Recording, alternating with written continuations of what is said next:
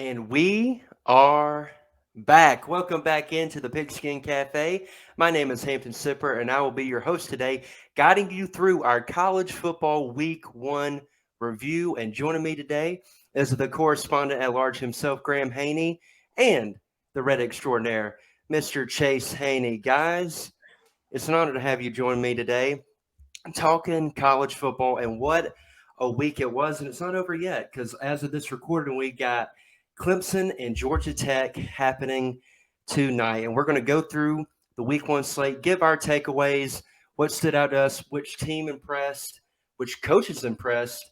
It's going to be a fun show for us today. Before we get started, though, I don't have any crow with me, but I got to eat some crow. I need to apologize to our listeners. I need to apologize to the Georgia faithful, particularly Jason Morris. I need to apologize to Kirby Smart because I came on this podcast last week and said that Oregon was going to go into Atlanta. Bo Nix was going to be a new man and beat the Georgia Bulldogs. And I was way wrong. And one thing I like about our podcast is we're never afraid to say when we're wrong, unlike a lot of people who just go and say stuff and don't have any ramifications for it. Well, I was dead wrong. I thought my argument was pretty good of, Oregon going to be able to go in there and kind of match the physicality of their running game. And for the most part, they did do that. And they ran the ball on Georgia pretty effectively. They moved the ball down the field on Georgia. But Bo Nix turned into Bo Picks once again, made a couple egregious errors, looking like the guy he was at Auburn the 3 years prior. And Georgia comes out and is throwing the ball over the field. Stetson Bennett looked incredible. Todd Monken did a good job of spreading everything around, spreading the ball around. And Oregon they looked small. They looked uncoached. They looked out prepared. And it was a rough day for the Ducks. And to me, my takeaway was Georgia is still really good, which I wasn't down to that going into the year. But Oregon is way inferior to what I thought they would be. I don't think they're going to win the Pac-12 because after seeing another Pac-12 team, which we'll talk about in a little bit, that team looked like it could compete. Oregon looked like a mid-tier to bottom-tier Pac-12 team. So I had to come on here and get started with that. I apologize, Georgia Nation. I was wrong. With that, Graham, let's start with you, man. Let's start with you after I got my humble pie out of the way. What was your main takeaway from week one of college football? First of all, I'm glad to be here. I did pick that game correctly, unlike the other two. So I will remain humble and just know that Pigskin Cafe does have some good takes that come out of here. Some Not all, compliments. not all of them are hot takes. So I just want to put that out there. Man, the first takeaway I have from the weekend is I think probably the most important thing that I saw is that UCLA has no football fans. And we talked about how the Big Ten was expanding. They're reaching out to Southern California, and I've never seen the Rose Bowl more empty. I mean, you would have thought it was COVID season. There was nobody there. I mean, I know they're playing an inferior team, but man, I don't know if the Big Ten is really knows what they're getting into. So, but speaking of the Big Ten, they actually had a good week of football, I would say, outside of the ugliest game on turf in Iowa and South Dakota State. They had a really good week. I mean, Ohio State fended off Notre Dame. Rutgers went and beat Boston College, who some people thought was a sleeper in the ACC. Nebraska, although it was ugly, they did pull away at the end.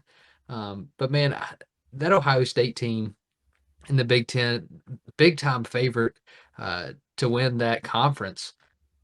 I wasn't all that impressed. I'm not going to call them overrated, but I do think there were better football teams on Saturday. Notre Dame's offense, you can take it or leave it. Their defense, well coached with Marcus Freeman, but C.J. Stroud without Smith and Jigba, he gets hurt. Man, I think we saw that he might be maxed out with the talent that's around him, and at Ohio State, that shouldn't be the ceiling. I was really impressed by Notre Dame's fight for the first time under Marcus Freeman. Um, but Ohio State maybe a little overrated. They're going to have to fix some pieces. They're going to have to get clicking um, and figure out that offense if they're going to compete for a national title. I mean, I think that's not necessarily a hot take, but I think that's just we got to see more from Ohio State before we buy into the hype. Mhm. And I was high on Ohio State going into the year. They were turning on offense, but man, they left a lot to be desired. They did, Graham. And I want to add to that real quick before I kick it over to Chase to get his week one takeaway. I will say, as bad as their offense looked, the defense, which was a big liability last year, looked really good under new defensive coordinator Mhm. Jim Knowles coming from Oklahoma State. They were really good, especially in that second half. I think they only gave away 72 yards, only allowed 72 yards in the second half, really stymied that Notre Dame offense. So that was very impressive. And, you could see the impact he had on Oklahoma State because they gave up 44 points, I think, to Central Michigan. So I think that storyline is as important as, the offense struggling, because if that defense can rise and meet the level of the offense, watch out, rest of college football. Chase, I'm going to kick it to you, man. What was your week one takeaway? Yeah, I'm going to run through just a few, but I think that I also fall into the category of you Hampton who just need to apologize first and foremost. But you know For what? them. I'm gonna do kind of like what they do on First Take and just say I wasn't wrong. I was just simply misunderstood. Man, I'm gonna be honest. I watched football this week, and it really felt like not only did I get the spread wrong, I got the team who was supposed to win wrong. And like you said, that Oregon Georgia game is the prime example. Um, I mean, you really just run down the list. I felt like I might have gone maybe 1 for 7 or something really bad like that. So hey, but we hadn't seen anything, nothing to compare it to. Maybe we'll be better going forward. But I want to run through just a few of kind of my takeaways, and maybe the theme, if you want to put it up under a theme, is kind of Power Five teams playing what we would, if you want to call the cupcake game. But what we've seen is a lot of those kind of Sun Belt and those teams like that have really risen to the occasion.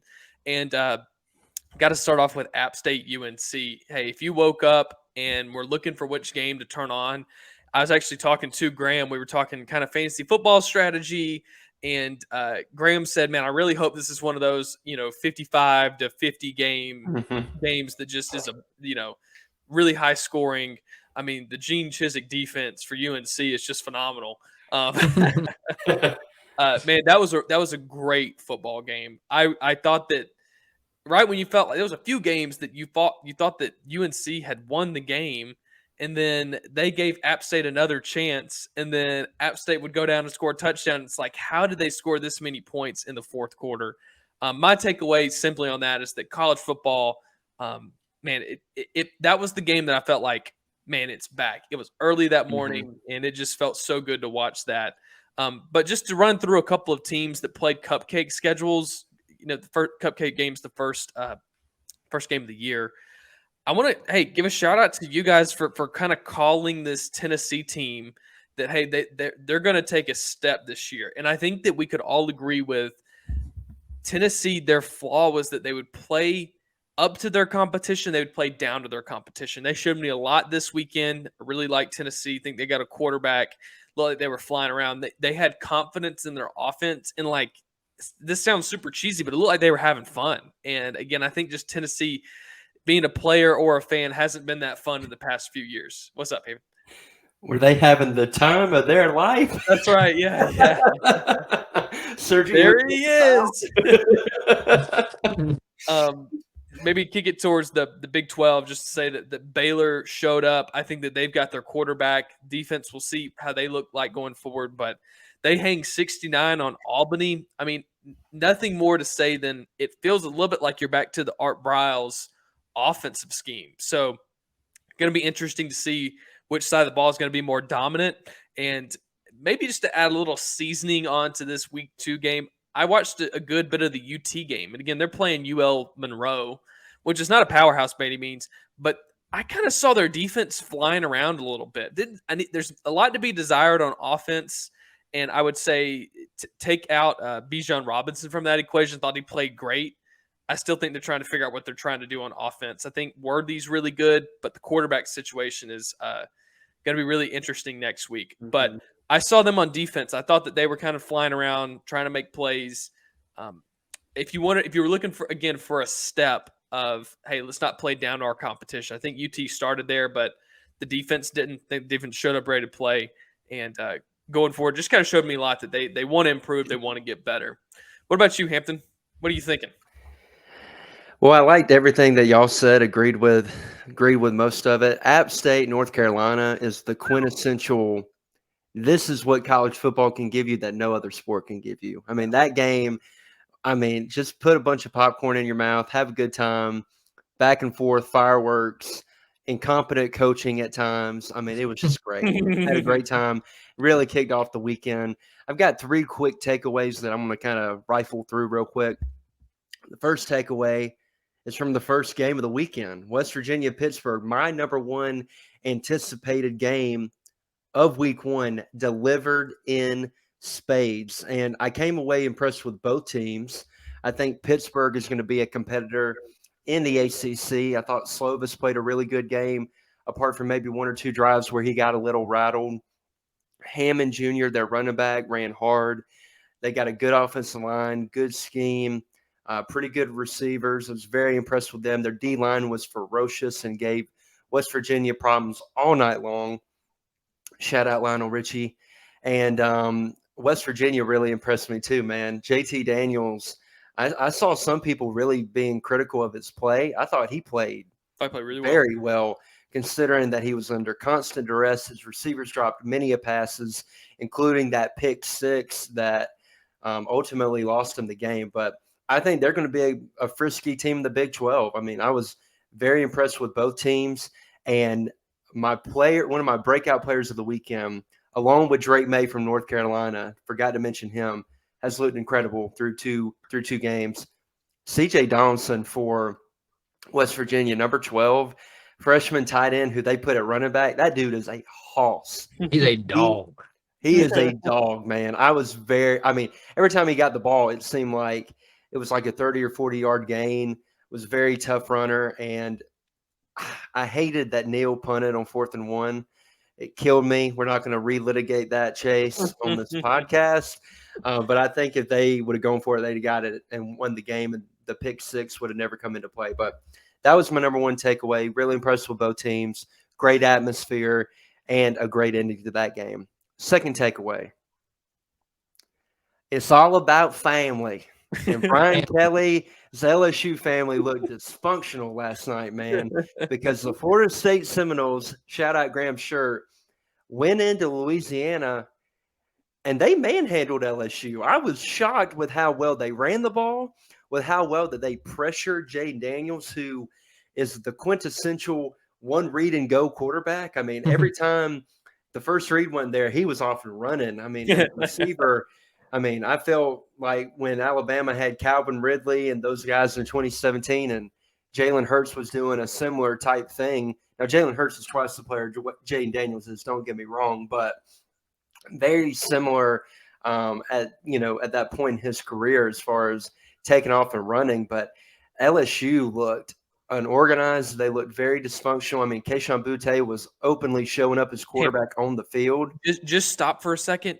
Thank you for pronouncing his name correctly. Because by the end of the game, I was like, maybe I'm at fault. Maybe I'm not saying his name right. But it's not Booty. It's not like they were all over the place. And I think at one point somebody said, hey, you're not saying it right. So they kind of like added a little more flavor to it. But still wasn't. They still weren't saying it right. And it was the whole game. And he's probably is he their best player on offense? Oh, 100%. Yeah. And how do you not know that he's like got that French accented name? Yeah. Just he's Booty. He's one of the players that they interviewed on Friday before the game. Like they've talked to him before. They should know his name. Just disrespectful. Disrespectful. I mean, it ain't John David Booty from USC back in the day, man. It's just Yeah, it was ridiculous. They kept butchering his name, but with his level of play last night, I mean, can't necessarily fault him. Foreshadowing. Yeah, he was, dude. He was rough, and now him and two other LSU receivers have deleted all LSU related posts from their Instagram and social media. So that is a situation we want to watch. But Jordan Travis from FSU played a heck of a game. He has really improved from last year. Not on, I think last year he was very much a kind of like Jane Daniels, one read and go, and he did a lot better job of staying within the pocket, improvising within the pocket, making plays downfield, making some good throws, and really that game wouldn't have been in question if his receivers would have caught the ball. If Mike Norvell were incompetent on the goal line and thrown a toss, I mean, it was just kind of incompetent coaching at the end with him and Brian Kelly saying who was going to be dumb and dumber. I mean, it was rough, but it was a fantastic game. Ended with FSU block, and again, why we love college football. I mean, you don't get that experience in the NFL, and we love the NFL, no doubt about that. But Hampton thought he was about to get a video made of him. Hampton Sipper hates NFL. I was going to get aggregated. Yeah, great win by Mike Norvell. A big win for that program that they desperately needed because before the season, he was one guy I think Coach Hayes said was on the hot seat. Mm-hmm. And now he's 2-0, and maybe the trajectory of that season changes a little bit for them after that win. And my final takeaway, the team that I came away that most impressed me is the Florida Gators, man. Shout out Billy Napier. Give him the chomp. What a performance. What a performance. Not only by the quarterback, Anthony Richardson, who had 160 yards through the air, a touchdown, had 100 yards on the ground, 3 touchdowns. He was incredible. Played like Superman. Needs to improve on his passing a little bit, but still as a runner, he was phenomenal. But my main takeaway was we were all afraid going into that game. We saw what Utah did to Oregon last year by dominating them at the line of scrimmage. Florida held their own or maybe even got the better of them. Like, they ran the ball effectively on them. They did well on defense. They held up pretty well. Made a play at the end to win the game. I mean, you talk about establishing culture, toughness, physicality in an offseason. Billy Napier, what a job, man. Like, really, I was very impressed, and I'm not trying to overreact to week one. Week one can be very, very deceiving because we look at these preseason polls and we think that's how good the team is when we're just prognosticating based on nothing. But, I mean, it was a heck of a job by Billy Napier. And Chase, you just said in the private chat, culture over talent, man. Culture over talent. Shout out to Cartesian. But, I mean, that was an incredible job. And now, a little tease for our next episode. Florida is welcoming in Kentucky to the Swamp week 2 at night, and I cannot wait for that game. Anthony Richardson versus Will Levis. Can they keep it going? Can they build upon week 1, or they do for a little bit of letdown? That's what we like to call in our business a tease for the next episode. But shout out Billy Napier. Great job. Chase, Graham, do y'all have anything else to add to week 1 takeaways before we get out of here and wrap the show up? I just think that we have to maybe step back a little bit. Maybe this NIL, the transfer portal, is great week 1 is all I'm saying. Mm-hmm. Great week 1. You just got to enjoy it. Maybe it's on down the line when some of that stuff really roughs this up. But, man, what a week.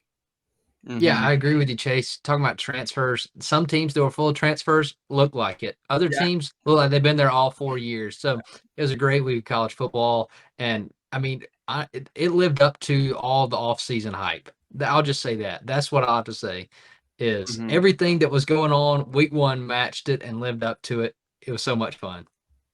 Absolutely. Tumultuous off-season, but when we get on the field, like that saying, nature is healing, college football is healing. The games, the pageantry, the tradition, the reason we love it, it delivers time and time again. You know what else delivers time and time again? The Pigskin Cafe. We thank you for listening to us today, and we hope that you are subscribed to us on YouTube. If you aren't already, go ahead, head over to YouTube, subscribe, give us a like, give us a comment, and hit that notification bell to be updated anytime a new show comes out. We'll be back later this week previewing our college football week 2, previewing the games that are coming up, and we're really looking forward to that. And the Pigskin Cafe will be closed for now. But until next time, chew on that.